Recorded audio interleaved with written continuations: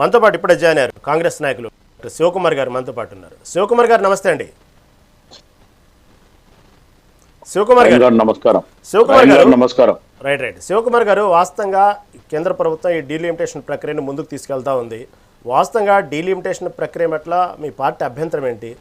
దాంతోపాటు ఈ మహిళా రిజర్వేషన్ బిల్లు మీద వాస్తవంగా డీలిమిటేషన్ని మహిళా రిజర్వేషన్ బిల్లును ముడిపెట్టడం వల్ల మీరు డీలిమిటేషన్ వ్యతిరేకిస్తున్నందుకు పబ్లిక్లో ఎలా వెళ్తుందంటే మహిళా రిజర్వేషన్ బిల్లుకు అడ్డంకిగా మారారు, మహిళలు రిజర్వేషన్లు ఇవ్వటానికి కానివ్వండి, మహిళలు రాజకీయంగా ఆర్థికంగా అన్ని విధాల్లో అన్ని రంగాల్లో ఎదగటానికి కాంగ్రెస్ పార్టీ అడ్డం పడుతుంది అనేటువంటి ఒక రకమైనటువంటి ఫోకస్ పబ్లిక్లో బాగా వెళ్తుంది, నెగిటివ్ ప్రాపగండా బాగా వెళ్తుంది.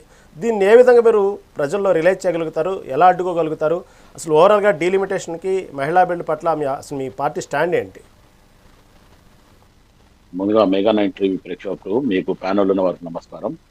ఒకటే రవీం గారు, కాంగ్రెస్ పార్టీ ఎప్పుడు కూడా మహిళా బిల్లుకి వ్యతిరేకం కాదు.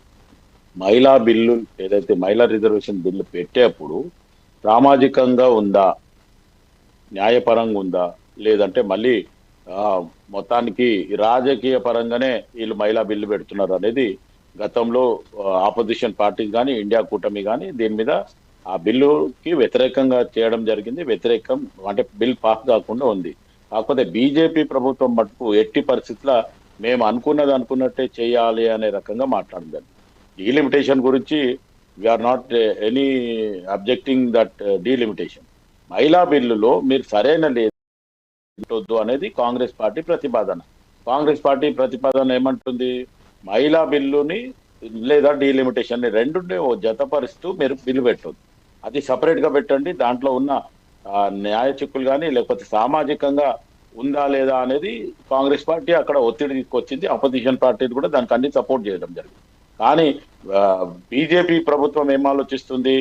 మొత్తానికి డీలిమిటేషన్ చేస్తూ మహిళా బిల్లు రెండింటిని ఒక్కటే దెబ్బతో రెండు పిట్టలు అయిపోవాలనే రకంగా ఆలోచిస్తుంది. దాన్ని కాంగ్రెస్ పార్టీ వ్యతిరేకించింది. దాంట్లో రాహుల్ గాంధీ గారు ఓపెన్ గా చెప్పింది, ఇప్పుడు మహిళా రిజర్వేషన్ బిల్ ఏదైతే ఉందో అది వీళ్ళు తెచ్చింది కాదు. గతంలోనే మా రాజీవ్ గాంధీ గారు అప్పట్లో అది చేయడం జరిగింది.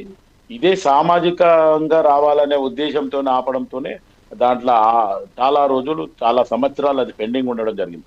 ఇప్పుడు వీళ్ళు బిల్ పాస్ చేసినప్పుడు అన్ని పార్టీలు సపోర్ట్ చేసినాయి, కానీ వాళ్ళు దాన్ని రాజకీయ కోణంగా చూస్తున్నారు అనేది మళ్ళీ తెలిసిన తర్వాతనే ఇప్పుడు ఈ మధ్యన దాన్ని అబ్జెక్షన్ చేయడం జరిగింది. రెండు బిల్లులు ఒక్కటేసారి పెట్టొద్దు అనే దానికి అబ్జెక్షన్, అదే తప్ప ప్రజలలో వ్యతిరేకం పోతుంది అని మీరు అనుకుంటున్నారు. ప్రజలకి కూడా అర్థమవుతుంది మహిళా బిల్లులో దీంట్లో అవకతవకలు ఉన్నాయి కాబట్టి Congress party opposition party India కూటమి దీన్ని వ్యతిరేకిస్తుందని ప్రజలకు ఆల్రెడీ చెప్పడం జరుగుతుంది, మీడియాలో చెప్పడం జరుగుతుంది, ప్రెస్ లో కూడా బ్రీఫింగ్ అంతా కూడా రాహుల్ గాంధీ గారు చేస్తుండ్రు, ఇంకా ఆపోజిషన్ పార్టీ చేస్తుంది. కానీ బీజేపీ ప్రభుత్వమే మొండి వైఖరి చేస్తుంది. రెండు ఒక్కసారే పెడతాం, మేము మా తప్పులని ఎవరు పట్టొద్దు అనే రకంగా మాట్లాడు, అట్లా కుదరదు అనేది కళాఖండిగా చెప్పడం జరిగింది. ఓకే శివకుమార్ గారు, మళ్ళీ మీ దగ్గరకు వస్తాను, చాలా సమయం ఉంది. మనతో పాటు ప్రముఖ న్యాయవాది విశ్లేషకులు బండారు రామ్మోహన్ రావు గారు మనతో పాటు ఉన్నారు. రామ్మోహన్ రావు గారు నమస్తే అండి.